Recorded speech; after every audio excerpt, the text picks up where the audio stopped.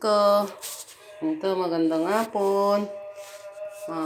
Magandang hapon sa inyo kung saan man kayo, hapon o gabi, umaga. Magluluto na naman ang sisi nyo, mini vlog. Ito, ang mini vlog na naman ang sisi nyo. Ito, magluluto ako ng sari-saring gulay. Meron akong pechay, meron akong patola, meron akong broccoli, ayan o. Tsaka yung dahon ng pechay, yung tangkay ng pechay, tsaka saugang ko ng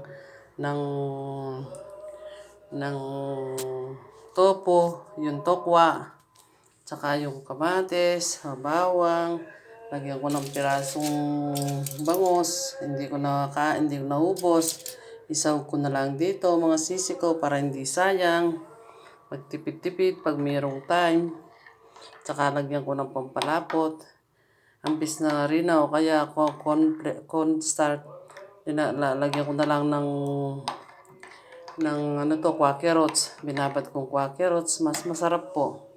Ito po, gigisa ko na. Pag natapos ng igisa, ito po ang sangkap. Igisa ko. Tsaka may yung red pepper. Ito po. Okay.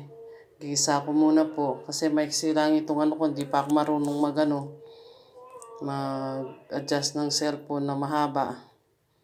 Okay, bye-bye po.